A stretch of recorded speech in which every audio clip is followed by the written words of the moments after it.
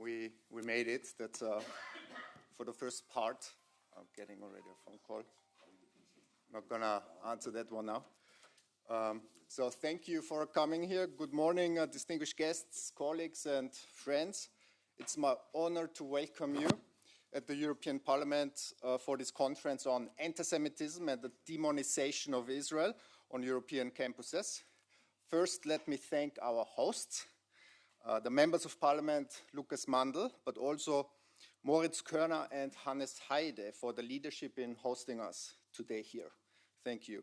We're also deeply honored by the presence of Her Excellency Idit Rosenzweig Abu, Ambassador of the State of Israel to Belgium and Luxembourg. Welcome. And I want to warmly acknowledge also Edouard Breny, the President of the Belgian Friends for Israel and co-organizer of today's conference. My name is Daniel Schuster. I'm the Senior Representative Europe of the Simon Wiesenthal Center, headquartered in Los Angeles. It is my privilege to serve as the Master of Ceremony today. We gather at a critical moment. Since October 7, 2023, Jewish students and non-Jewish students who express support for Israel have faced the level of hostility on university campuses unprecedented in decades. The data is staggering and could not be clearer. According to research by the Anti-Defamation League, 78% of Jewish students now conceal the Jewish identity on campus. 81% hide any Zionist or pro-Israel views. 1 in 3 knows someone who has been physically threatened. Nearly 8 in 10 avoid certain spaces on campus out of safety concerns.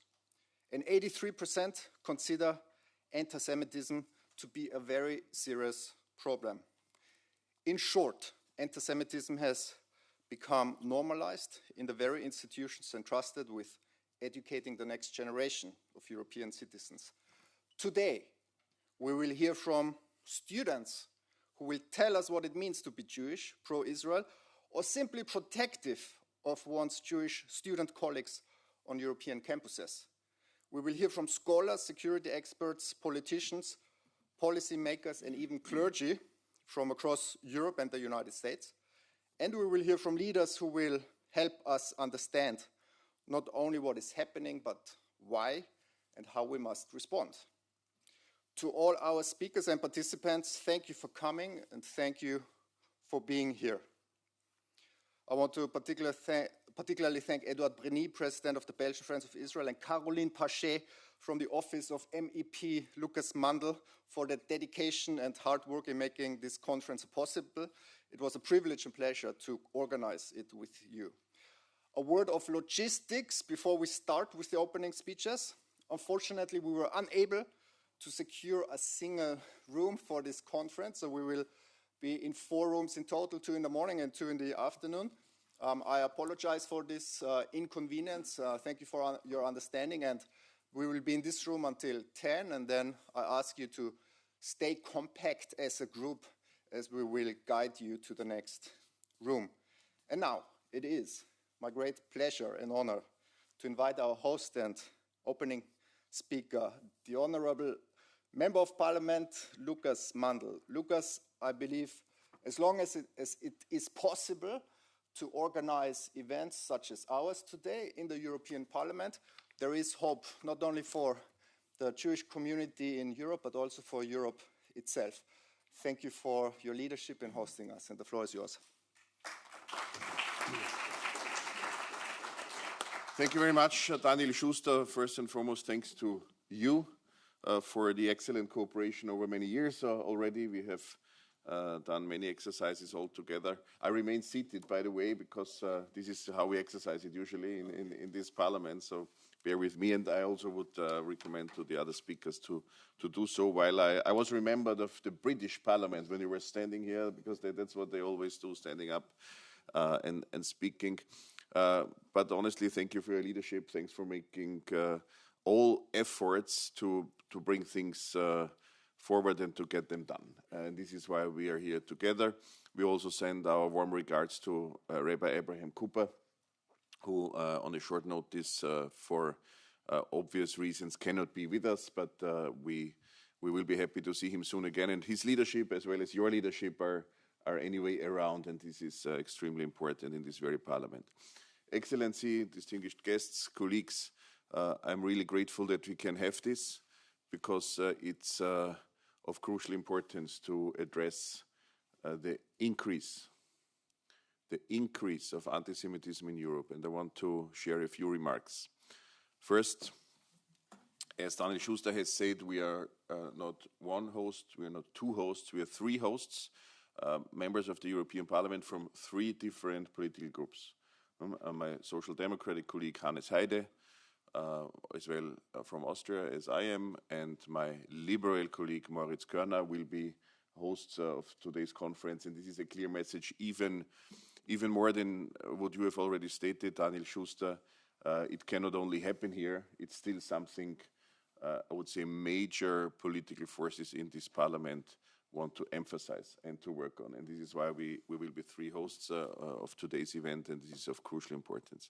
Secondly, a dear friend and a good colleague, former member of the Austrian parliament, Martin Engelberg, has once stated a very important quote I always have on my mind. He said, if you want to assess in what shape a society or a country would be, then look at the question in what shape the Jewish community in this country, in this society would be.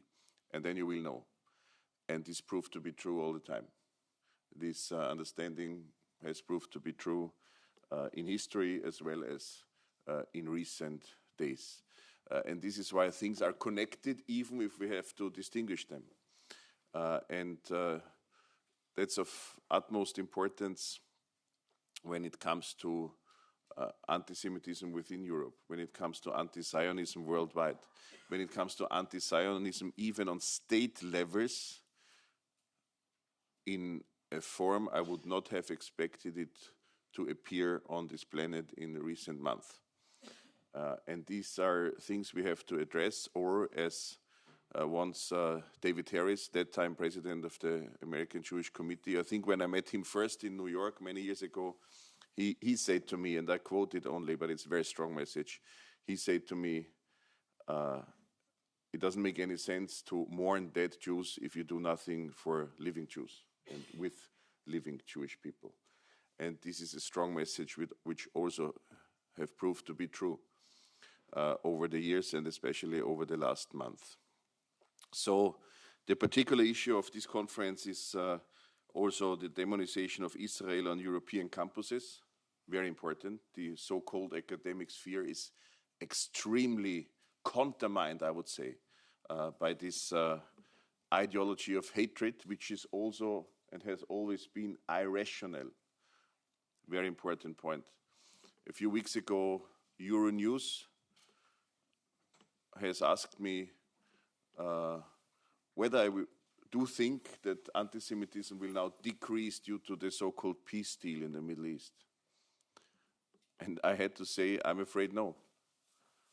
Because anti-Semitism is not rational, doesn't need any reason, it's just hatred. And responsible for anti-Semitism are not Jewish people, but the anti-Semites. And this is what we have to address. So the only way for anti-Semitism to decrease is to fight anti-Semitism, to address it, to name it by its name, as we do it today in this conference. And of course also to make sure that proper dwelling for Jewish people is possible in Europe. And beyond, of course, but we care especially for Europe.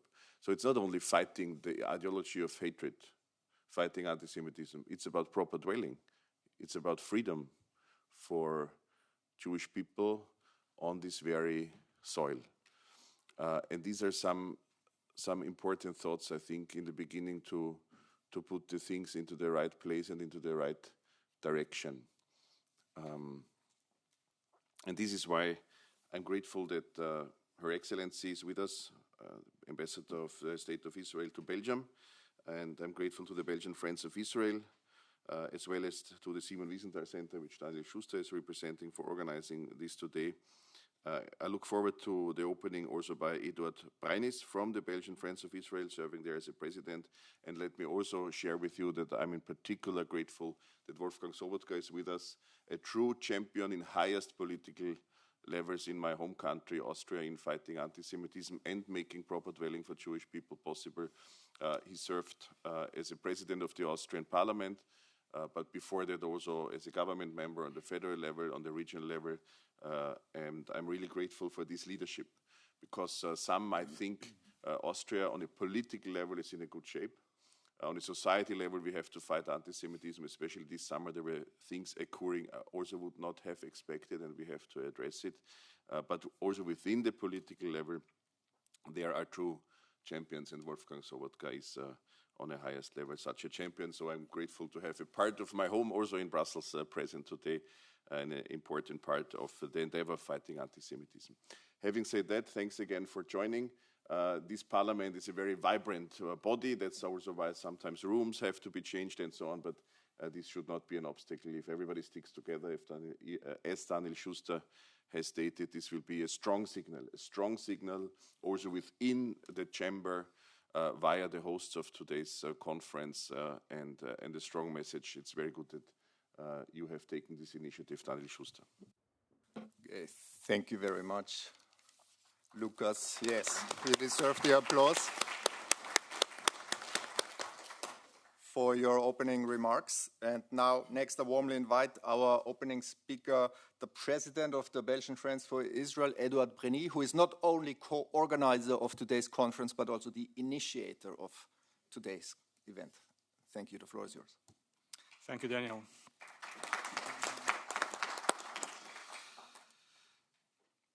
So the world is facing dangerous times again. For many years, Jews lived in peace in Europe, enjoying equal rights, freedom, and safety. Jew hatred was restricted to fringe, marginalized, far-right groups and was all but fashionable. Not anymore. Nowadays, the radical Islamists and the far left have joined forces to make anti-Semitism fashionable again, especially among the young generation. We sincerely thought that we will never see this again. How did they achieve this? Mainly by slandering the Jewish state, repeating the same lies for years, falsifying history of Palestine, demonizing Israel, and harassing and threatening the European Jews who dare oppose their false narratives. The result of this is that young Jews will not feel safe anymore on many European university campuses, especially from October 7. We have gathered today in the Parliament of the European Union to address this acute problem. Today, because what happens in Belgium is not different from what happens in Portugal, in France, in the Netherlands, in Sweden, in Germany, and in Austria. The same pattern is spreading through Western and Central Europe. Therefore, let's describe it accurately. Let's listen to testimonies of students, to professors, analysts, intelligence experts, community leaders, and most importantly, let's build together at the national and international level policies that oppose the prejudice, the discrimination, boycott, cancelling that the Jews experience today in what was once a free Europe for all citizens. So thank you for being there, and let's now listen to the next speakers.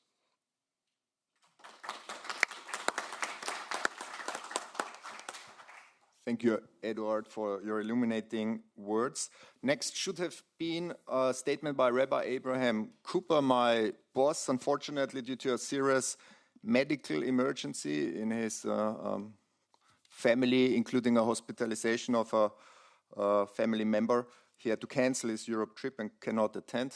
He extends his warmest greetings and wishes us best of luck for our conference. And we will now continue with the next speaker, who is Her Excellency Edith Rosenzweig Abu, the Ambassador of Israel to Belgium and Luxembourg. Thank you. The floor is yours. Thank you. I can have the presentation up. Good morning. I'm very honored to speak before you today on this important topic. Antisemitism and demonization of Israel in campuses is a phenomenon that clearly exists. We've heard the statistics. There has been so many incidences of violence, and so really there's nothing to argue with. However, this is a subject that gets so much gaslighting and denial. If we talk to deans and rectors from most European universities and we ask them, is there anti-Semitism on your campus? Most of them would say, no. They would say, it usually goes like this. You have a dean that speaks about the freedom of speech and the freedom of protest and the freedom to be anti-Israeli. And then it always ends with some version of some of my best friends are Jewish. And within this seeking refuge in freedom of speech, academics that I would expect to know better ignore the limits of freedom of speech. For example, incitement of violence. Can I see the first slide, please? Incitement of violence. Here we see two incidences, an example from ULB, the university in Brussels. On the one hand, the head of the Jewish Student Union, who was attacked. On the other, a 60-year-old woman that was accidentally walking her dogs on campus next to a pro-Palestinian demonstration. None of the perpetrators were punished. I don't know if they were even found. Another limitation on freedom of speech is hate speech. I didn't want to burden you with a lot of slides. We have slides of swastikas also in campuses. Things that are said like, vive le lutte armée des peuples palestiniens, vive the armed resistance of the Palestinian people. Things that are inciting to violence, intifada now, inciting to violence. Or even the simple right for privacy, demanding professors and students, Jewish professors and students, what you don't demand from anyone else, to do a full disclosure process. What do they think about Israel? What do they think about Zionism? What do they think about the current conflict? And asking them to exonerate themselves and comply with whatever a certain group thinks in order to be worthy of attending the campuses. A campus is not a street. One can avoid in Brussels certain places where there are pro-Palestinian protests, but students cannot avoid their campus. They cannot avoid their lessons, and that makes it even worse. For several years in a person's life, their university is their second home. People call their universities their alma mater, their nourishing mother. So the fact that people feel unsafe in campuses due to their religion or due to their views is a double betrayal of basic values. How did this situation was created? At least as I see it in Belgian campuses, and I'm pretty sure we will hear similar things throughout Europe. It starts with delegitimization and exclusion of any other narrative for years. Before the war. I've been in Belgium since 2014. In 2014, when I arrived, I was there a political counselor. We asked every single university in Belgium, every international law program, international relationship, conflict management, Middle East studies, let us come to the campus and we have an open Q&A. We have a debate, whichever format you would like it to be. Let's talk about the Middle East. Let's talk about Israel. And except for two universities, it was VUB at the time and Antwerp, we got the reply. I remember that email. The presence of the embassy on campus is controversial. So when students are not able to get any feedback to their views, of course, these views become in their mind truths you cannot argue with. The second element is allowing for years for people to act aggressively towards Jews as a way to protest against Israel. Still, I remember it was 2013 or 14, again ULB, because in Belgium there are Jewish students mainly at ULB, where they build roadblocks in university, pro-Palestinians build roadblocks in university, allowing only Jewish students to pass. Protesting Israel in the West Bank. And this went by without the university seriously dealing with this phenomena. It did not start today, it's only much worse today. And the third element that came in with the war is the Palestinian campaign and people that are in the campuses instigating violence and creating an atmosphere that is not safe. If I can have the video in the next slide, 1 second before we started. This person is of an organization called Samidun. His name is Mohammed Hatib. He's here in Belgium as on a refugee status. Samidun has been sanctioned in Canada, designated as terror supporting in Canada, in the US under the Biden administration, I might add, in Germany as supporting terror, and this person was very welcome at ULB. And this is a segment of a Zoom between him and, it's an open webinar with the presence of the spokesperson of Hamas. And he's saying here, it's a really short, it's less than 1 minute segment where he says that 7 October was a glorious day that brought him a lot of pride. And in addition that they're doing very well on campuses. Let's hear it. بنحب نأكد كمان بالنسبة لنا اللي يعني 7 أكتوبر هو يوم مجيد في تاريخ شعبنا الفلسطيني، هو لا يقل أهمية عن انطلاقة الثورة في 67. وإذا كانت الطلقة الأولى في 67 فبرأينا يعني 7 أكتوبر هي صاروخ متفجر في كل الوعي يعني الاستعمار الصهيوني، وهي مرحلة للتحرير. اليوم أحد أهم إنجازات 7 أكتوبر هو استعادة دور الشتات فعليا، مش كجزء من حركة التضامن مع الشعب الفلسطيني في فلسطين المحتلة، ولكن كشريك أساسي في مشروع التحرير والعودة بطلب منه مهمات عاجلة ذكرتها حضرتك دكتور في محاضرتك، وإحنا هاي البرامج اللي عم نشتغل عليها اللي صار في 7 أكتوبر. أنا بأكد لك إحنا على مستوى بروكسل صار في أكثر من 20 منظمة جديدة، صار في فنانين من أجل فلسطين، ملصقات من أجل فلسطين، يعني كل المبادئ جامعيين في كثير أغلب الجامعات اللي لم يكن فيها حركات طلابية من أجل فلسطين صار فيها حركات طلابية من أجل فلسطين. Yeah. Next slide, please.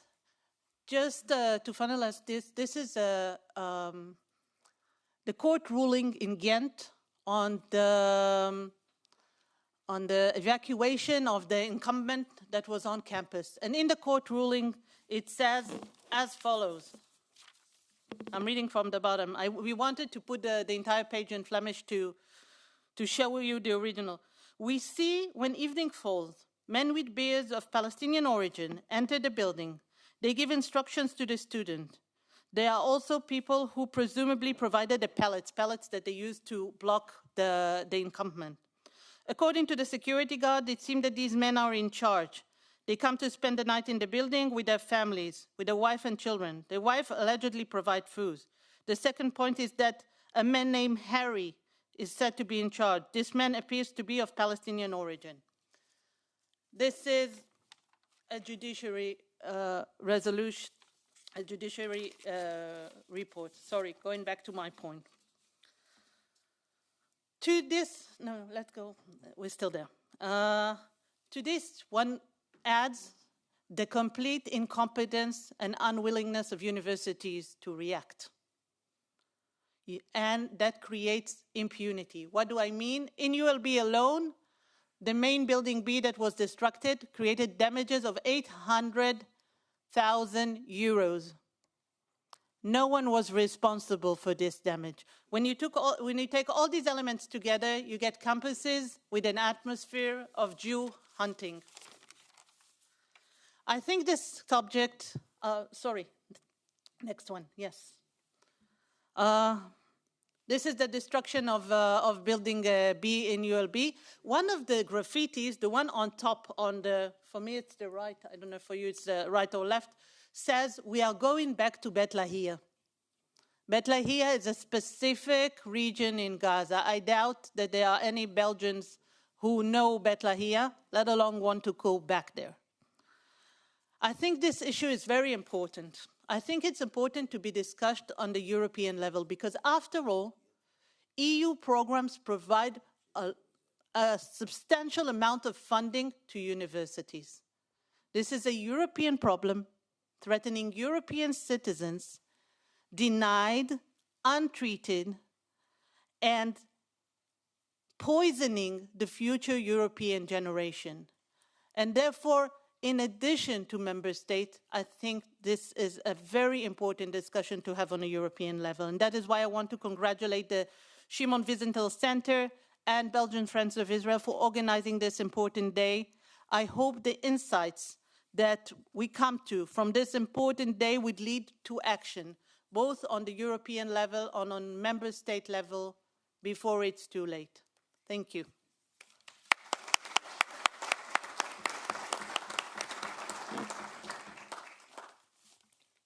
Thank you, Your Excellency, for your remarks. It is now my honor to introduce our first keynote speaker of today's conference, Dr. Charles Usher Small. Welcome. Dr. Small is the founding director and president of the Institute for the Study of Global Antisemitism and Policy, also called ISGAP, the first international interdisciplinary center devoted to the study of contemporary antisemitism, headquartered in New York City. He holds a Doctor of Philosophy from the University of Oxford and has taught and held research posts at leading institutions including Oxford, Tel Aviv University, and Cambridge. Today, he also directs the ISGAP Wolf Institute Fellowship Program in Critical Contemporary Antisemitism Studies and is a research fellow at the St. Edmund's College, University of Cambridge. Dr. Small is the author and editor of major works on antisemitism and is widely recognized for bringing rigorous scholarship on campus antisemitism into the policy arena worldwide.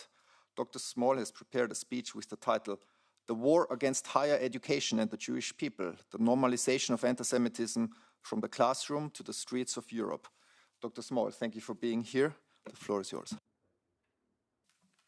Thank you. Thank you for the invitation. Madam Ambassador and President of the Belgian Friends of Israel and the Simon Wiesenthal Center. Thank you for the invitation. You can hear me? It's good. This is not the first time I've spoken at the European Union. And the first few times that I've been here, I thought, like, wow, what an honor. I must have made it. I get to speak in the European Parliament. And I come here today with mixed feelings. I don't even know if I should be here.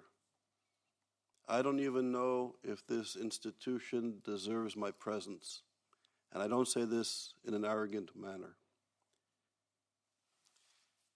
We're living in a time of normalized Jew hatred. In fact, in this society, in this continent, it's morally required to hate Jews. You want to get a degree at a university, you want to get a good position in a proper media outlet, at a good university, it's morally required to demonstrate your hate for the existence of the self-determination of the Jewish people.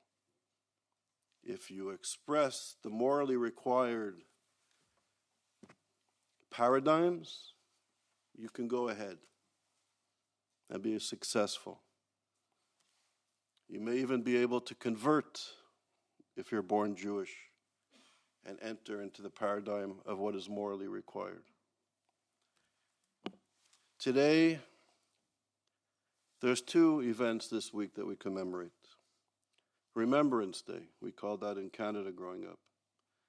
Commemorating the incredible sacrifice that Europeans and Canadians and Australians and Americans and others made to stop the advancement of Nazism. I'm wearing a little poppy. There's not many of us who wear them anymore. We forgot. You know, I tell people that I'm Jewish because my mother is Jewish. Maybe setting aside metaphysical reasons, I didn't have much of a choice. But in every generation, ladies and gentlemen, we have a choice to defend liberal democratic principles, the notion that despite any of our differences, our so-called race, ethnicity, religion, our income, that in a democratic society we have the right to be equal under one legal system. And this, in my view, is worth struggling for and defending, and perhaps even thinking of expanding it and defending it. And ladies and gentlemen, we have sold ourselves. We've sold ourselves to the highest bidder, no matter what the values that they impose upon us. And I'll explain to you what I mean. This is also a week in which a neo-Nazi, or not a neo-Nazi actually, a Nazi, a war criminal, who happened to be a president of a European country, who happened to be the Secretary General of the United Nations, was instrumental in passing a resolution that Zionism is racism. Mr. Waldheim celebrated at the Ritz-Carlton Hotel the day the resolution was passed, and he invited the people that were instrumental and representative of countries that went along with this demonization of the Jewish people in the United Nations.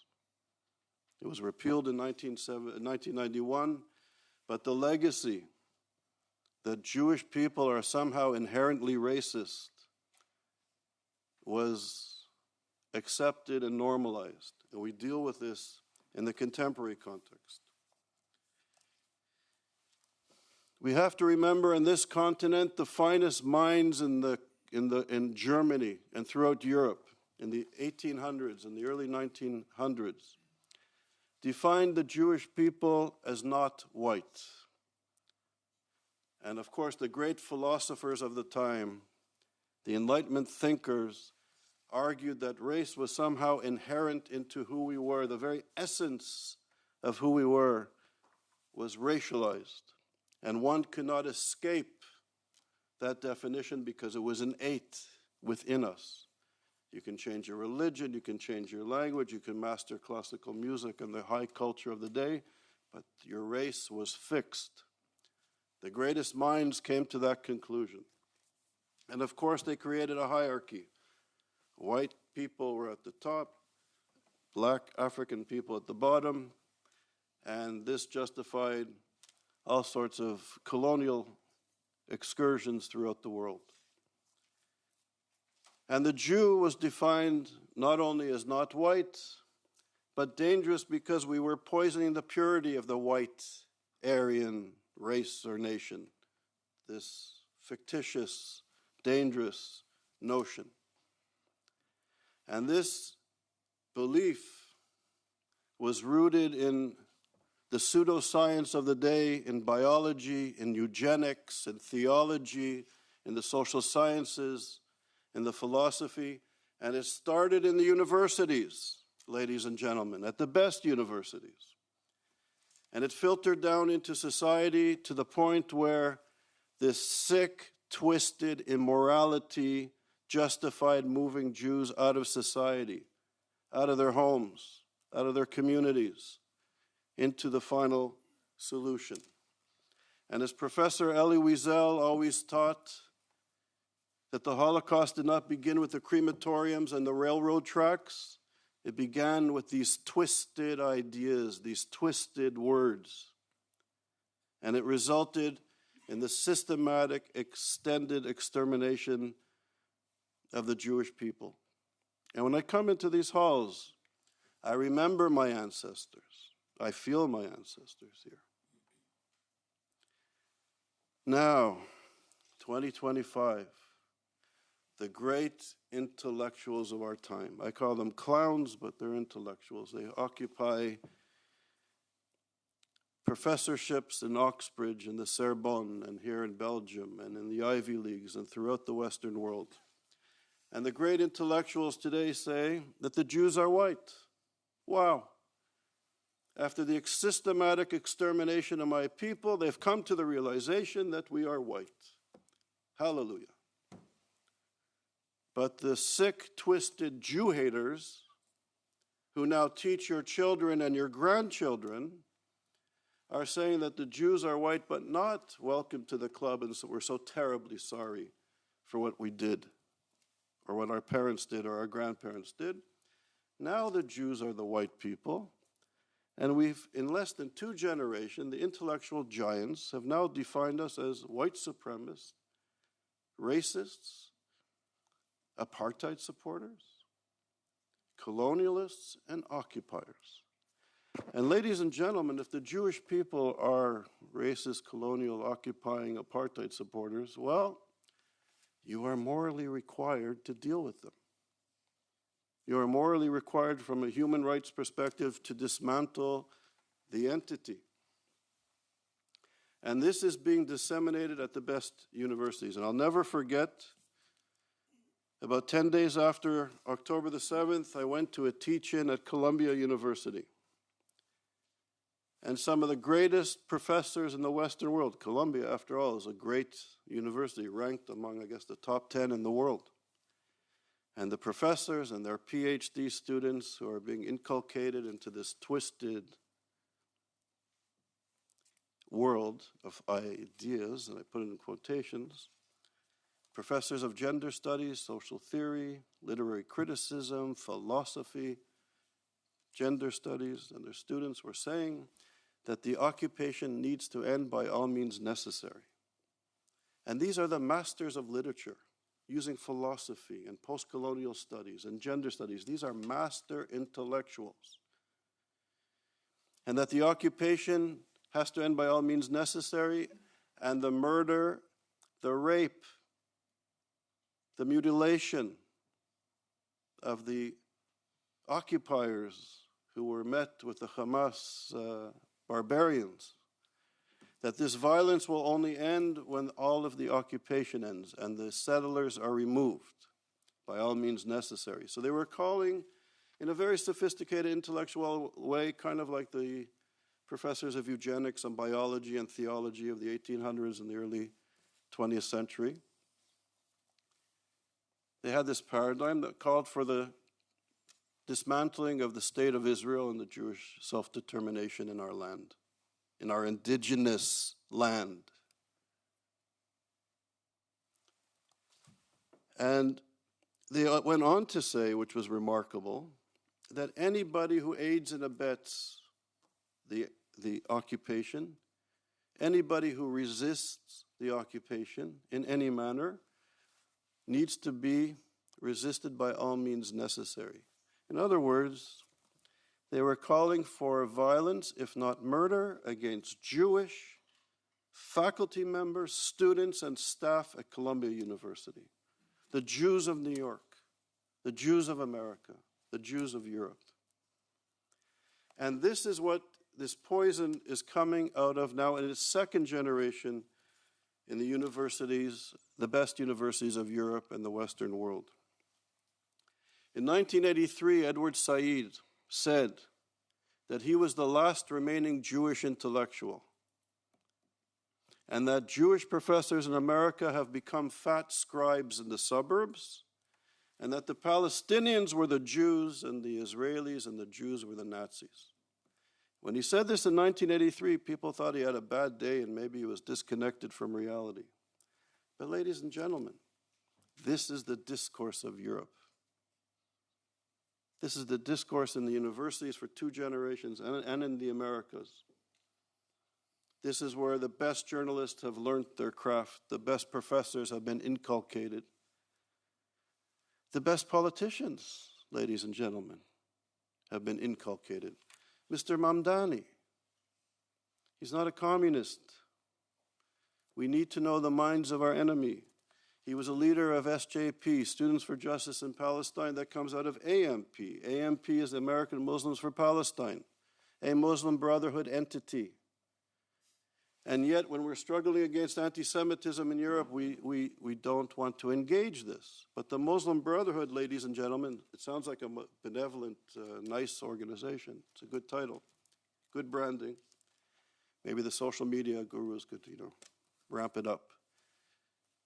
But the Muslim Brotherhood started 100 years ago in Egypt, and it takes, in my view, a perversion of the great religion of Islam and fuses it with European anti-Semitism, the protocols of the Elders of Zion, the words and ideas that led to the extermination of the Jewish people in Europe. They take European anti-Semitism, influenced by Nazism, and fuses it with this perversion of Islam.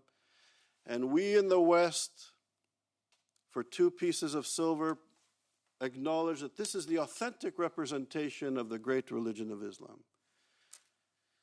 The Muslim Brotherhood has a bayah. In Islam, a bayah, in Hebrew, a bayah, as we know, it's a problem. Maybe it's a good word, but in Islam, it's a spiritual oath. The royal family of Qatar has a spiritual oath to the Muslim Brotherhood. They follow all the religious edicts, rulings, and fatwas of the Brotherhood. Qatar is playing with $1 trillion in assets, and this comes out of serious research from ISGAP. $1 trillion using for soft power. The spiritual head of the Muslim Brotherhood for many years, he's passed, Yosef Kawadawi, preached his entire life that the true believer is obligated to complete the work of Hitler. The true believer, the true Muslim, is obligated to complete the work of Hitler. This is the character who was instrumental in creating Islamic studies at Oxford University, my alma mater, brought in by Livingston and Corbyn and Galloway and the royal family. This is Oxford. We estimate that over $100 billion in undocumented money has gone into the United States from the Muslim Brotherhood over the last 20 years. $1 billion. $10 billion to Cornell. $1.3 billion, for example, to Texas A&M, and we found at Texas A&M 504 research projects that was the IP address, the intellectual property rights were given to the Qatari regime. We flagged 58 projects that have dual-use military implications and 13 nuclear research military implications. Less than 2 weeks after our second report, Texas A&M decided to close their campus in Qatar, and we've been calling on the American government, on the Department of Energy, to investigate what's going on. $1 billion that we've discovered at Georgetown University, in the heart of the Washington, D.C. landscape. $1 billion. They have the most important diplomatic training program in the United States, if not the world. Now, the second generation of intellectuals spreading this red-green alliance. We have graduates in Europe and North America coming out of the best university, supporting and praising and walking in the streets, supporting Hamas. Hamas is not only genocidal in its anti-Semitism, also headquartered in Qatar, but they believe in the subjugation of women, the murdering of gay people, and the destruction of democracy. And yet, our political leaders, our university leaders, our religious leaders take money and do the dance with the Qataris. And is it any wonder when we do this that now moving into the second generation, the people coming out of the university support Hamas, support sophisticated second-generation supporters of Hamas, who are now the mayor of New York City, once the great Jewish city, in which now, sitting around Shabbat tables in New York, Jews, Jewish Americans, Jewish people living in New York are asking the question, where do we go? Should we stay or should we go? But as Elie Wiesel always taught us, anti-Semitism may begin with the Jewish people, but it never ends with the Jewish people. And this unleashing of Jew hatred, which is now normalized and morally required, again, morally required again, because it runs deep in European society.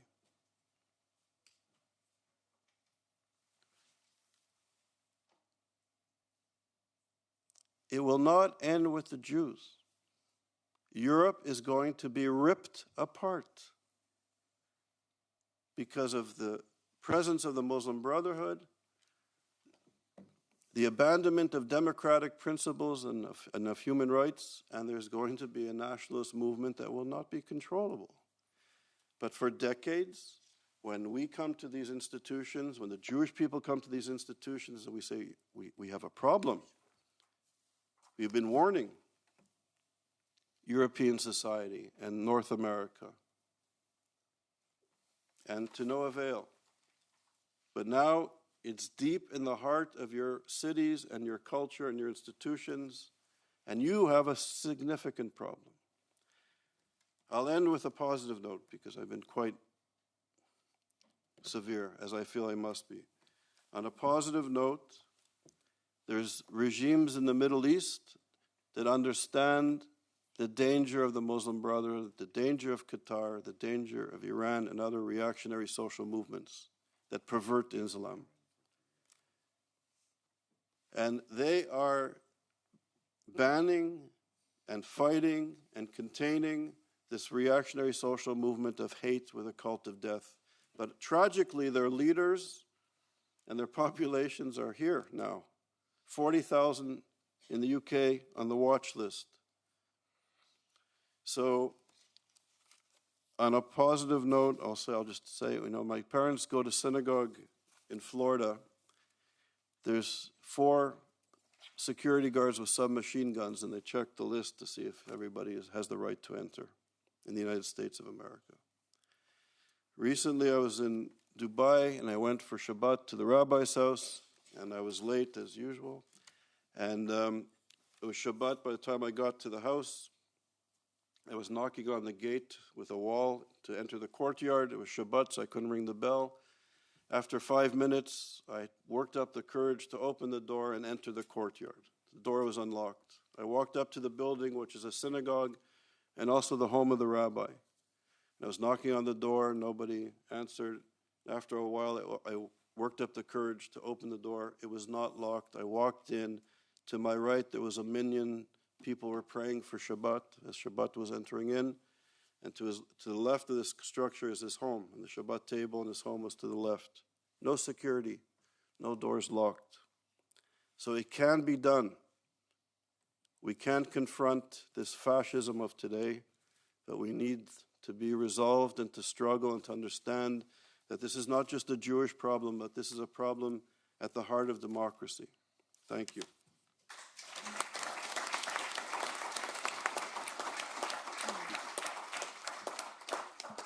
Thank you, Dr. Small, for your sobering words and remarks. And now it is my honor to introduce a very special keynote speaker, Ms. Ravan Osman. She was born in Syria, raised in Lebanon, later moved to France, where she encountered Jews for the first time in her life, deeply struck not only by meeting them in person, but also by their kindness. She grew curious about Jews and Judaism. This curiosity led her on a transformative journey that has made her today one of Israel's most passionate advocates. She's the chairwoman of Post-October 7, an association she founded in collaboration with the Center for Jewish Studies in Heidelberg, Germany, dedicated to combating anti-Semitism on social media in the aftermath of the Hamas terror attacks. She will deliver a speech with the title, The Story of a Recovered Anti-Semite. Dear Ravan, thank you for joining us here in Brussels. The floor is yours. Good morning, everybody. I've never had a speaker before me who moves me to tears, and I'm trying to not to cry out. And I thank you for this speech delivered from the heart. Thank you for calling a spade a spade. We can use more of this. Thank you for inviting me, and thanks to everyone who was involved in organizing this event. Unfortunately, we are perhaps sitting in an echo chamber. On the way in, when I was still outside, I asked Daniel, I saw a big group wearing Palestinian flags and the kafiyeh patterns, and I thought nobody gave me heads up, a hostile crowd, but it could be interesting for a change because we need them to listen. They don't want to. I need bodyguards, mostly in Europe, when I want to tell my own story. They accuse me of lying. It's my own story. And on what Dr. Small, I'm going to continue from where Dr. Small ended. It is surreal what we're living at the moment. I emigrated. I left the Middle East because I do not want to live in under a fascist regime or with Islamists. I grew up in Lebanon for 18 years, progressive Lebanon, that is being Islamized intensively not by the Muslim Brotherhood, by a different flavor, a Shiite one, by Hezbollah. I don't want to live in Lebanon. I did not want to live in Syria after experiencing a cultural shock when we moved there, where men literally walk up to you and touch you. And police and women give you the looks. If you're not covering your hair, you basically ask for it. I also lived in Saudi Arabia. My son was born in Riyadh back in the days when they had the morality police. Now Saudi is transforming, which hopefully will lead to serious and substantial change in our region. I also lived in the infamous Qatar, in Doha, and I realized that I cannot live in the Middle East. I moved to France, and I had an epiphany when I lived in the Jewish quarter. I knew my accommodation was there, but I thought it was like the Jewish quarter in Beirut or in Damascus, where I lived in my early 20s. No Jews, none, except in France, there were too many. It was literally a Jewish quarter. And imagine on the first day, when I went shopping, I cross the road, go to a small store. I was happy to find the same ingredients and even spices I needed to cook. And I did not connect the dots because I did not know what a kosher store is. And I heard people enter, men, and I was thinking they were not speaking French. I did not see them. It took me a minute to realize they speak in Hebrew. How would I know? I've never spoken to a Jew and definitely never spoken to an Israeli. Did you know that in most of the Arab world, embedded in our constitutions and basic laws, we have anti-normalization laws and policies prohibiting people-to-people contact between the citizens of those countries and Israelis, even abroad. What does that mean? A Lebanese, a Kuwaiti, an Algerian, for example, if they meet an Israeli in a pub in London or in Sydney, they're not allowed to speak to them. So I've never spoken to a Jew, nor to an Israeli, but I knew they were speaking Hebrew because back in my youth, Israel occupied South Lebanon. For that, I hated them very much, and I used to like Hezbollah. Of course, I did not know why Israel occupied South Lebanon. They forgot a minor detail. Israel, for more than 10 years, showed restraint. They wanted diplomacy to invite Arafat and his gangsters to stop abusing Lebanese territory.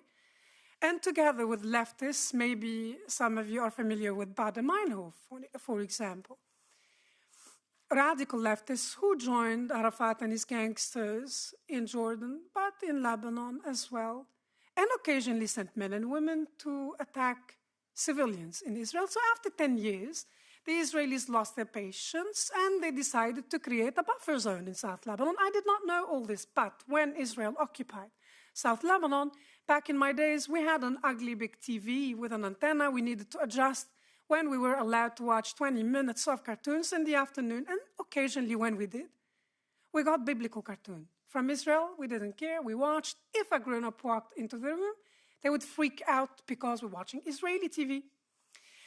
Now, on that afternoon in Strasbourg, in France, I realized that the language was associated with taboo because of the reaction of the adults when we were children.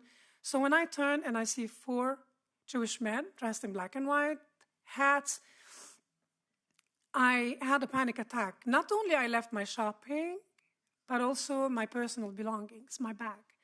And I ran out of the store, crossed the street without looking left and right. I went up to my bedroom on the 3rd floor and locked the door. I did not know what that panic attack is. I'm not the fearful type.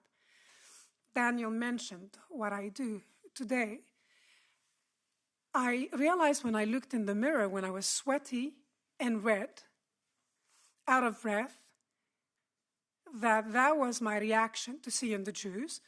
I decided to compose myself and to go back to the store and lie to the storekeeper, tell him that I forgot my purse. I did. The men had left. I continued shopping as if nothing had happened. I went to pay, and the gentleman asked me, "Where are you from?"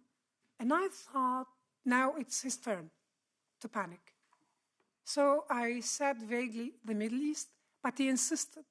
So I told him, "I'm half Syrian, half Lebanese." And he asked, "How long have you lived here?" I told him, "Well, I just arrived. I live there." He understood that I was lying. He understood what happened earlier. He smiled, he was pleasant, he allowed me to save face, and on that day, that gentleman converted me from an enemy to an ally through kindness. He helped me with my bags. I went back to my room. For weeks, I sat on the windowsills of this big, beautiful house, spying on the Jews, thinking, they're normal. And why do they dress like Muslims? Of course, because the center of the world, in my world, was Islam. So why do some women cover their hairs, wear long skirts? And what is this obsession with this museum down the road? I asked my friend, this is Strasbourg, there must be a different attraction in town. And he said, "Darling, that's their synagogue." I thought it's a museum. I've never seen a synagogue. I mean, the men carrying machine guns outside should have given me a hint, but for weeks I was thinking, why did my body react that way? And I realized that for the first time in my life, I was sharing the same physical space with a Jew, the enemy. Imagine in my mid-20s, for the first time in my life, I asked myself, why is the Jew my enemy? I've never spoken to Jews. And I realized that my entire perception of the Jews and Israel was constructed, shaped by the one and only Secretary General, former Secretary General of Hezbollah, Hassan Nasrallah, who recently died, not of old age, thanks to the Israelis. So I started with him, and I discovered something really interesting. A video in black and white on YouTube where he says, "We in Hezbollah do not acknowledge political borders, and we would like Lebanon to become an extension of the Islamic Republic of Iran." And I was shocked. I thought, do people know this? I did not subscribe to that agenda. I thought they're heroes trying to liberate South Lebanon. Of course, people knew this because Hezbollah published their manifesto in newspapers in the early 80s. And rereading the history of the Middle East, having access to uncensored information in Europe, what I mean by that, especially young students do not understand. I have to tell them, for example, in today's secular Turkey, Wikipedia is not allowed. There are ways around it. You use VPNs nowadays, but uncensored information meant that I have access to things on the internet that I wouldn't have access to living in the Middle East. Even literature that I found in Europe, I wouldn't access in the Middle East. So I was very angry, realizing that my side are the aggressors, thinking that thousands of lives could have been spared had the Arabs accepted to share the land with the Jews, because unlike what we learned in history lessons, in newspapers, on TV, those Jews do not come from Eastern Europe. They returned, many of them from Eastern Europe. But where do we read on and on and on about them? In the Quran, Bnei Israel, they are indigenous to the land. I happen to have attended a French Catholic school in Lebanon for 15 years.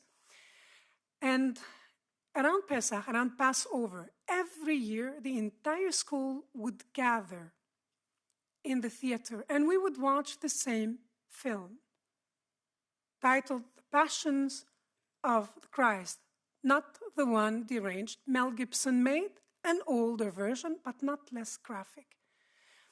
And to us children, the conclusion was the Jews could have spared the life of Jesus, but they did not. So they killed baby Jesus, the same baby we see every morning when we walk up to school, up to class. He's blonde and Mary is blonde. So we grew up with this hatred for political reasons, for religious reasons. The Jew was not present among us to contest whatever the state taught us about them.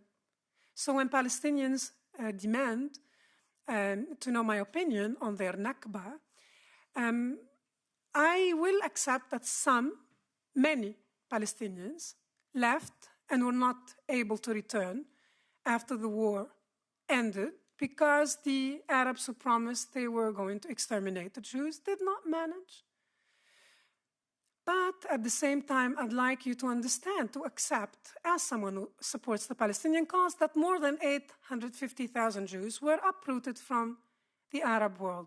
They left assets and properties behind. They left memories and the graves of their ancestors. They're not lamenting that anymore, and they're not resentful. They moved on. They're no longer refugees. They integrated wherever they went. And they thrived, and they look forward to peace, unlike our Palestinian, not only the Palestinians and the pro-Palestinian camp. So I lived in a part of the world that took the baton from the Nazis. After October 7th, ironically, we had a conference in Berlin about anti-Semitism.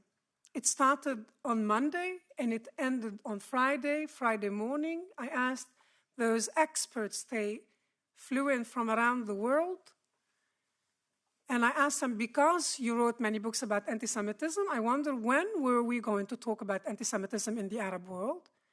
And they said we weren't going to because we don't have data.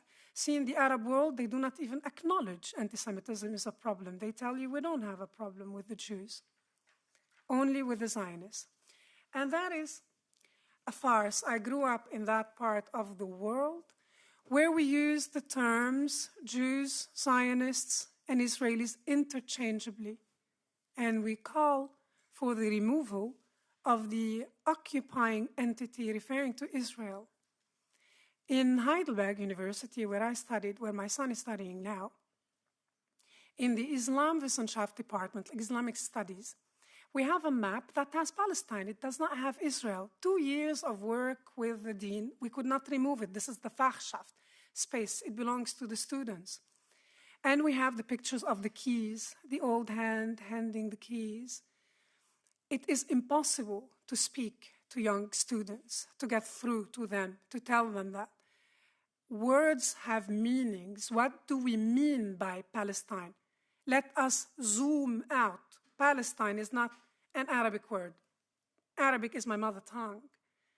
We're talking about the British mandate of Palestine, which consisted of today's Israel, the Gaza Strip, the so-called West Bank, and the East Bank. Again, today's Israel, the Gaza Strip, the West Bank, and Jordan. This land was already split, and 78% of that land was gifted to the Arabs. Who knows where the Hashemite family comes from? It bothers nobody on planet Earth that such a large chunk of land was given to a family that it was made royalty stemming from today's Saudi Arabia. It bothers nobody on the planet. Yet, Queen Rania has the audacity to lecture Israel on the morality of war and what should be done to the Gazans. The land was already split. They could have called it Palestine, but no. The Jews accepted to divide the remaining 22% of the land. The Arabs said no repeatedly. And it is about time we stop infantilizing the Arabs, especially the Palestinians, and hold them accountable for their actions. Stop treating them as if they are too stupid to know what they're doing. On October 7th, they showed us that they are capable, or they are capable of a lot. But they choose to invest their energy and resources the wrong way. It's about time we call a spade, we call their bluff, and we say, must speak. It's enough.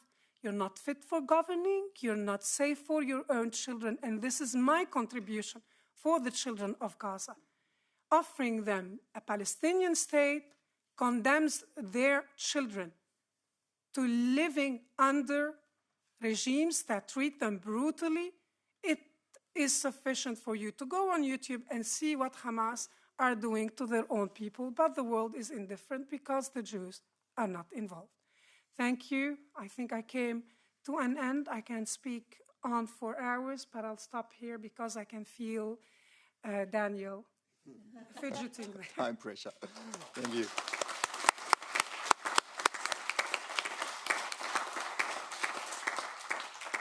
Thank you, Ravan, again for sobering remarks. Our final keynote speaker, Wolfgang Sobotka. It is my honor to introduce Wolfgang Sobotka. He's a leader who has dedicated his career to promoting remembrance, combating anti-Semitism, supporting Israel, and strengthening democracy. He was the president of the Austrian parliament for 7 years after being Austria's Minister of Interior. As a former teacher of history, he has always emphasized the importance of understanding history as a foundation for building a just and democratic society. During his tenure as president, he championed key initiatives, including the establishment of the Shoah Wall of Names Memorial in Vienna, a lasting tribute to 64,000 victims of the Shoah. He led Austria's official adoption of the International Holocaust Remembrance Alliance working definition of anti-Semitism, and of Austria's Citizenship Act, allowing descendants of Austrian victims of National Socialism to apply for Austrian citizenship. Now, as president of Campus Tivoli, a think tank dedicated to educating future political leaders, Mr. Sobotka focuses his mission on learning and teaching about anti-Semitism, extremism, and terrorism. Dear President Sobotka, thank you for coming to Brussels. The floor is yours. Ladies and gentlemen, it's very difficult for me to get your attention after these two deeply moving, based on a rich experience, personal experience of you both, that I had to come back to my paper. It's my access, and you mentioned it in my introduction, is as politician. The chair of the National Council is fighting for liberal democracy, and I will continue what Dr. Small said. Antisemitism is not only a problem for the Jews, it's a problem for the liberal democracy in total, and it's a problem for all of us in Europe. We all know that antisemitism has reached high levels all over Europe. In a long row, we have catastrophes like Manchester. Jews no longer feel safe in Europe and think about packing their bags.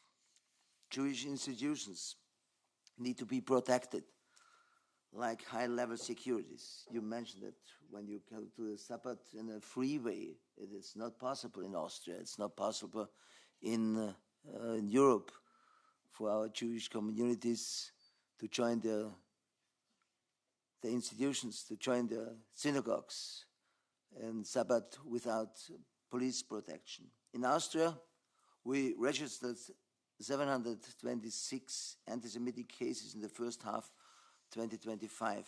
Currently, most anti-Semitic incidents in Austria were perpetrated mostly by left-wing and Muslim offenders. As documented in the report of the Jewish community in Vienna from 2022, 202 cases were politically motivated by the left, 195 had a Muslim background, and 147 originated from the right wing, and 182 we couldn't identify the backgrounds. Antisemitism has a long tradition in Austria in various different forms. The antisemitism with the longest tradition came from the Christian anti-Judaism, which developed itself into a folkish nationalist antisemitism in the 19th century. Until today, it continues in the right-wing parties. Student leagues of the right-wing parties, antisemitism was perpetuated over generations, especially on the universities and high schools.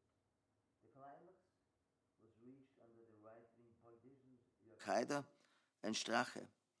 An expression of this anti-Semitism on the right was, amongst other things, to establish the so-called Dinkhofer Symposium by the Institute of the FPÖ, named after a person who was clearly anti-Semitic and who submitted the application to the NSDAP. In this year, it was specifically precarious because the president invited into the main building of parliament under the title Censorship and Ideologization, Freedom in Danger. That is an unacceptable provocation on the part of National Council President Walter Rosenkranz. Despite taking measure after measure to combat antisemitism, antisemitism remains high. Since 2021, there is even a national strategy to combat antisemitism in Austria, and the present government prolonged it up to 2030. Nonetheless, we have to see that antisemitism wasn't reduced because it reappeared in many different forms. For this, we need to see that antisemitism was always present in society as a sediment, latently or manifestly, but in a small number. The reasons for this, in my opinion, is that antisemitism is a negative cultural heritage. It is deeply engraved in our society in almost epigenetic manner. The researcher Monika Schwarz-Frissell in the Berlin University of Technical Affairs has a very broad research, especially in this case. Since October 2023, the situation has changed, and we see in a prominent way the left antisemitism and the Islamic antisemitism. The proof is that the largest group of anti-Semitic cases have a left background. Of course, this form of antisemitism was already present beforehand, but it didn't come to our attention as much. Especially for the left antisemitism, the university is an appropriate breeding ground. We need to understand this within a broader intellectual development. The fusion of postmodern relativism, postcolonial critique, and identity politics wokeness, which has reshaped academic discourse over the past decades. The question is not why students care about global justice, but who they see as oppressor or victim, and how Israel and Jews have come to be framed in this thinking. Postmodern thought began as a critique of grand narratives, a challenge to the Enlightenment, belief in a universal reason and objective truth. This intellectual shift produced valuable skepticism toward power and language, but also destroyed the moral universals that once were the foundation of democratic societies, such as the belief that all human lives have equal worth, or that truth exists independent of ideology. When truth is replaced by narrative, politics becomes a battle of stories, and Israel's story as a liberal democracy is transformed into a colonial myth, regardless of historical or factual evidence. Postcolonial theory reframed global politics through Edward Said's Orientalism and positioned it as a binary, the colonizer versus the colonized. Within this narrative, Israel, though born out of persecution and genocide, is recast as the ultimate colonial power, while Palestinians become the symbol of the oppressed. The narrative has led to the situation where the left on many universities' campus give more moral legitimacy to the oppressed. Because in the past, there was an equitation. An anti-fascist couldn't be an anti-Semite. Consequently, anti-Semitism often hides behind the language of anti-imperialism, Zionist, settler, colonizer. The language of theory has developed into slogans decolonize, resist, and intifada. Universities, which are rightfully places of open thought, have opened up the way for streams of thought that frame Israel as an apartheid state. At the University of Vienna, the situation was especially precarious when the student body blocked the Jewish Student Association.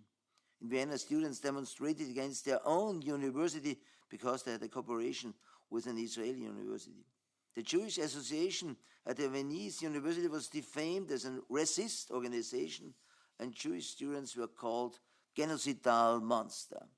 In the digital spaces, shitstorms took place and Jews were dehumanized.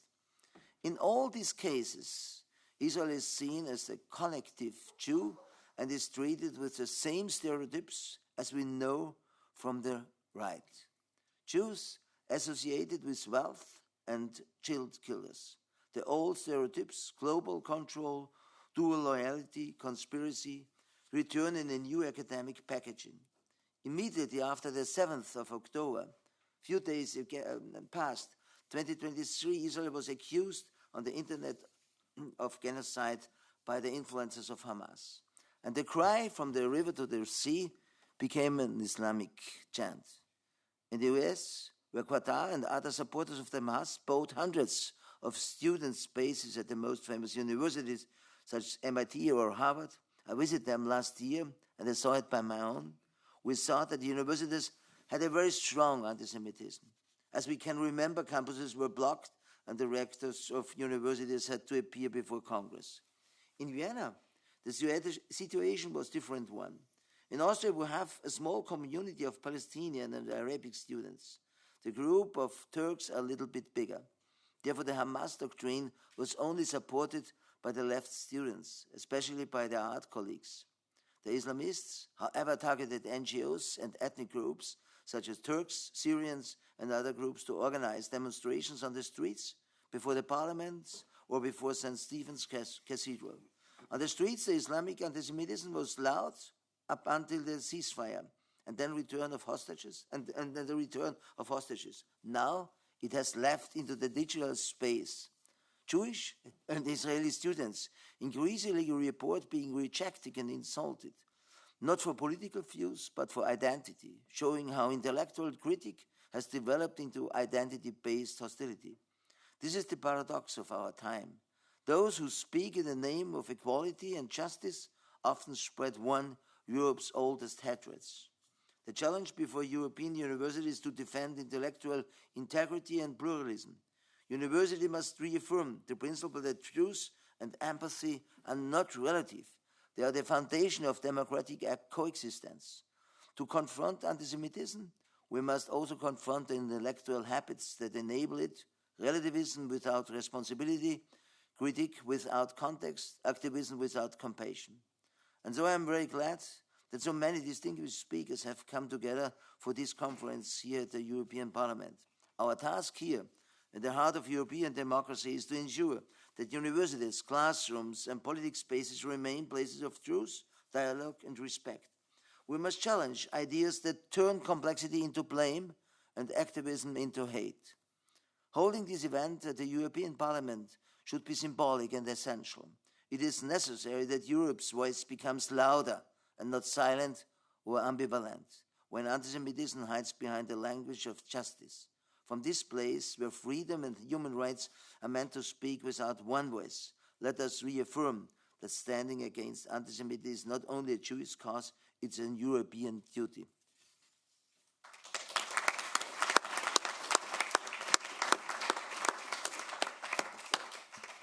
Thank you, President Sobotka, for your words. So it's now time for us that we need to change room. I ask everybody to please go outside and take the elevator to the 3rd floor and wait in front of, sorry? And my apologies, before we leave, there will be concluding remarks by Lukas Mandl. Daniel, thank you. Well, I think I don't want to hold you back from changing the room. I want to thank the speakers for the substantial remarks. It's amazing how much is possible within an hour of substantial information, content, reflection, thoughts. I've taken a lot of notes. I just want to convey maybe one point about the European Parliament, the very venue of this. The European Parliament contributes to solutions in all these matters we are talking about. The president of this very parliament, Roberta Metsola, has been attacked in Malta, in her home country, defending Israel, has been attacked in my home country, in the University of Vienna in Austria, when she was speaking there, defending the only Jewish state on earth. We are running here the Abraham Accords Network. We are running the Transatlantic Friends of Israel Network. We cooperate with the US Congress, the German Bundestag, Westminster, of course with the Knesset and all our diplomatic and political counterparts and colleagues and friends in Israel. I have been sanctioned by the Iranian regime for 3 years. I don't take it too serious. Thanks for that. I don't have assets in Iran. That's a badge of honor. Yeah, thank you for that. So, and I'm by far not the only one. I said in the beginning, we are doing this as a three-party exercise. It could be four when it comes to the content. It could be even more.